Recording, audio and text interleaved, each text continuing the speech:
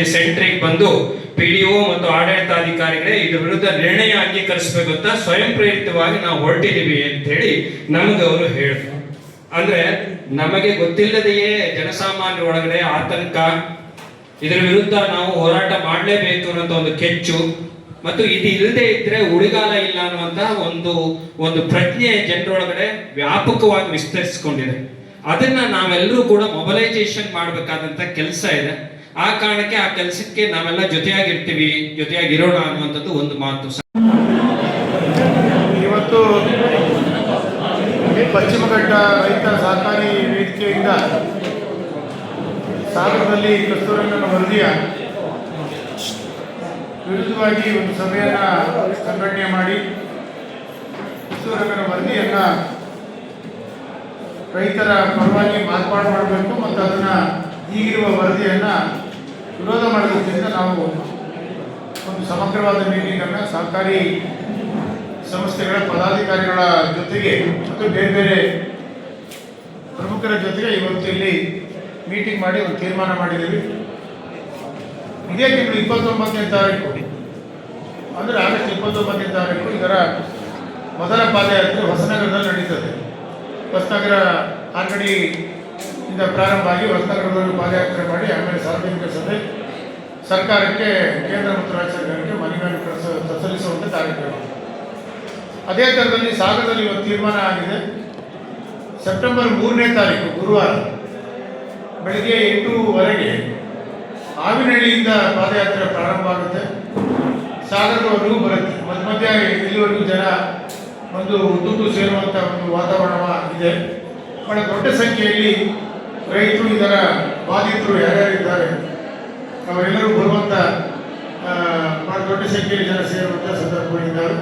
ನಮ್ಮ ಎಲ್ಲ ಸಹಕಾರಿ ಸಂಸ್ಥೆಗಳು, ಪ್ರಾಥಮಿಕ ಕೃಷಿ ಪತ್ತಿನ ಸಹಕಾರ ಸಂಘಗಳು, ಹಾಲು ಉತ್ಪಾದಕರ ಸಹಕಾರ ಸಂಘಗಳು, ಆಪ್ಸ್ಕೋಸು, KFPC ಬೇರೆ ಬೇರೆ ಏನೇನು ನಮ್ಮ ತೋಟಗಾರಸು, ಹೀಗೆ ಬೇರೆ ಬೇರೆ ಯಾವ್ಯಾವ ರೈತ ಸಂಬಂಧಿತ ಸಹಕಾರಿ ಸಂಸ್ಥೆಗಳಿದ್ದಾರೆ ಅವರೆಲ್ಲರೂ ಕೂಡ ಪದಾಧಿಕಾರಿಗಳಲ್ಲಿ ಎಲ್ಲ ಸದಸ್ಯರ ಜೊತೆಗೆ ಬಂದು ಈ ಕಾರ್ಯಕ್ರಮವನ್ನು ಯಶಸ್ವಿ ಮಾಡಬೇಕು. ಇದೊಂದು ಅತ್ಯಂತ ಗಂಭೀರವಾದ ಸಮಸ್ಯೆ. ಬೇರೆ ಯಾವುದೇ ಸಮಸ್ಯೆಗಳಿಗಿಂತ ಈ ಕಸ್ತೂರಂಗನ ವರದಿ ಇವತ್ತು ನಮ್ಮ ರೈತರ ಜನಜೀವನದ ಮೇಲೆ, ಅದನ್ನು ಈ ಜಿಲ್ಲೆಯಲ್ಲಿ ಉತ್ತರ ಕನ್ನಡ ಬಿಟ್ಟರೆ ಶಿವಮೊಗ್ಗ ಜಿಲ್ಲೆ ಬಹಳ ಹೆಚ್ಚು ವ್ಯಾಪಕವಾದ ಕಸ್ತೂರಂಗನ ವರದಿಯ ಏನು ಸೂಕ್ಷ್ಮ ವಲಯಕ್ಕೆ ಸೇರಿಸುವಂಥ ಏನು ಏರ್ಪಾಡಾಗಿದೆ, ಅದರ ವಿರುದ್ಧವಾಗಿ ಹೋರಾಟ ಮಾಡುವಂಥದ್ದು, ನಮ್ಮ ಜನಪ್ರತಿನಿಧಿಗಳಿಗೆ ಒಂದು ಮನವಿಯನ್ನು ಮಾಡುವಂಥದ್ದು, ಎಚ್ಚರಿಕೆಯನ್ನು ಕೊಡುವಂಥದ್ದು, ಇದ್ರ ಪರವಾಗಿ ಹೋರಾಟ ಮಾಡಬೇಕು. ವಿಧಾನಸಭೆ ಆಗಲಿ, ವಿಧಾನ ಪರಿಷತ್ ಆಗಲಿ, ರಾಜ್ಯಸಭೆ, ಲೋಕಸಭೆ ಎಲ್ಲ ಕಡೆಗೂ ಕೂಡ ತಿದ್ದುಪಡಿಗಳು ಮಾಡೋದಕ್ಕೆ ಅವರ ಶ್ರಮವನ್ನು ಸಂಘಟಿತರಾಗಿ ನಮ್ಮ ರಾಜ್ಯದಲ್ಲಿ ಹೋರಾಟ ಮಾಡಲಿ ಅನ್ನೋ ಕಾರಣಕ್ಕಾಗಿ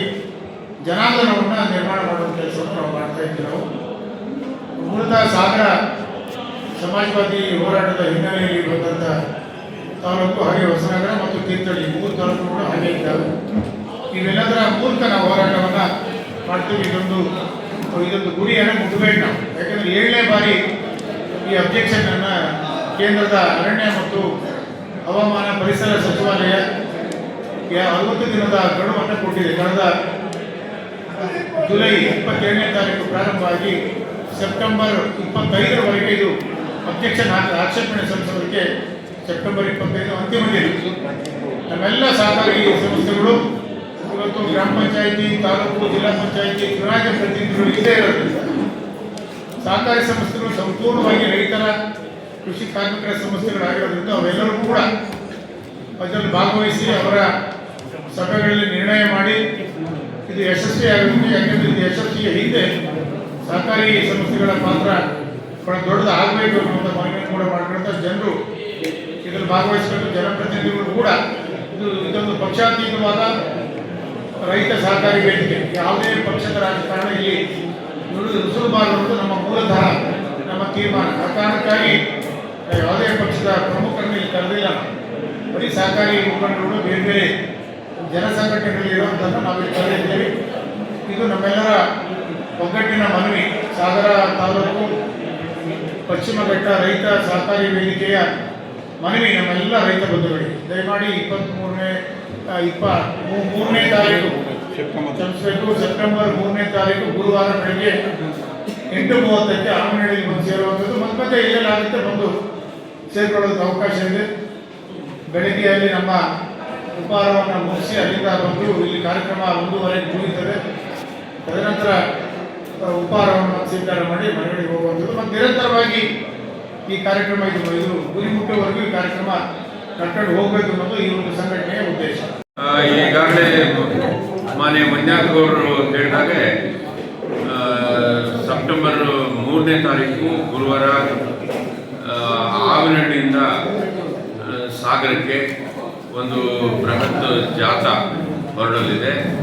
ಕಸ್ತೂರಿ ರಂಗನ್ ವರದಿಯ ಅಂಶಗಳು ಸಂಪೂರ್ಣವಾಗಿ ಜನರನ್ನು ಬಿಟ್ಟು ಮಾಡಿದಂಥ ವರದಿ. ಅದು ಕೇವಲ ಅಧಿಕಾರಿ ವಲಯದಲ್ಲಿ ಮಾತ್ರ ಚರ್ಚಿತವಾಗಿ ಅದು ಜನರ ಮೇಲೆ ಹೇರಲಾಗ್ತಾ ಇದೆ.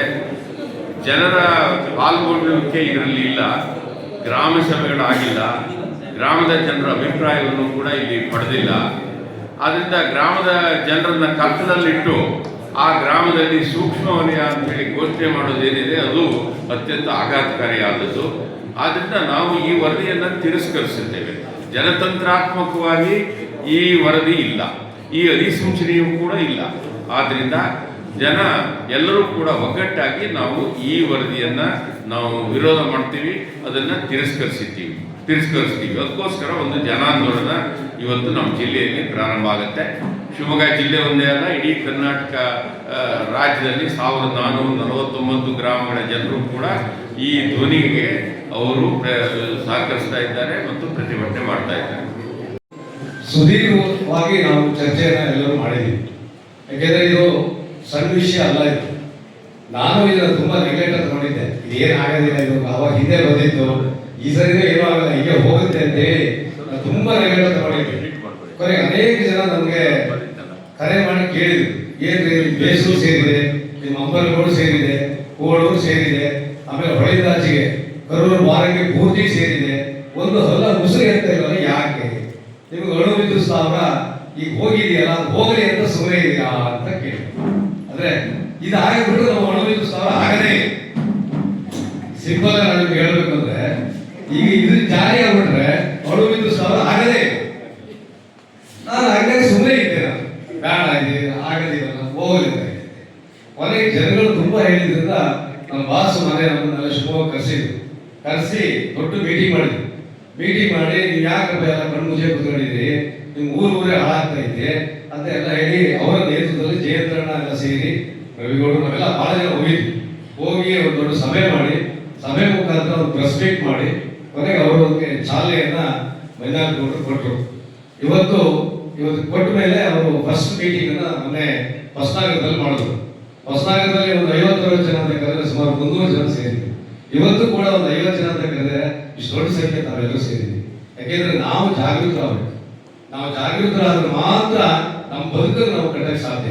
ನೋಡಿ, ನಮ್ಮೂರಿಂದ ನಾವು ಸುಮ್ಮನೆ ಉದಾಹರಣೆ ನಾವೆಲ್ಲರೂ ಭಾಗವಹಿಸಿದ್ರೆ ನಾನು ಹೇಳೋದು ಬೇಡ. ಅವತ್ತು ನಾವು ಅಣು ವಿದ್ಯುತ್ ಸ್ಥಾವರದ ಬಗ್ಗೆ ಸುಮ್ಮನೆ ಮುಚ್ಚಾಕೊಂಡು ಮಲ್ಕೊಂಡಿದ್ರೆ ಇವತ್ತು ಆಗಲೇ ಅದು ಪ್ರೊಸೆಸಿಂಗ್ ಆಗ್ಬಿಡ್ತಿತ್ತು.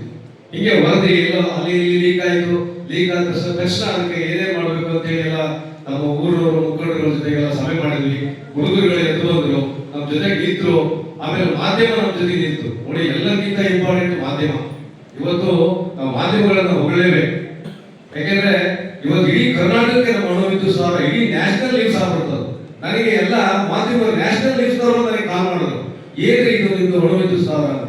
ಅದ್ರ ಅಷ್ಟು ಕೊಟ್ಟವರು ಮಾಧ್ಯಮ. ಹಾಗಾಗಿ ಇದಕ್ಕೂ ಕೂಡ ಮಾಧ್ಯಮ ಭಾರಿ ಇಂಪಾರ್ಟೆಂಟ್. ನಾವು ಮಾಧ್ಯಮವನ್ನು ಬೆಳೆಸ್ಕೋಬೇಕು ತುಂಬಾ. ಯಾಕೆಂದ್ರೆ ಸೋಷಿಯಲ್ ಮೀಡಿಯಾ, ನಮ್ಮ ಹುಡುಗರುಗಳೆಲ್ಲ ಸೋಷಿಯಲ್ ಮೀಡಿಯಾದಲ್ಲಿ ಸಿಕ್ಕಾಪಟ್ಟೆ ಒಂದು ಅಣು ವಿದ್ಯುತ್ ಸ್ಥಾವರಗಳನ್ನು ಹಾಕಿದ್ರು. ಹೆಂಗೆ ನೀವು ಎಲ್ಲಿ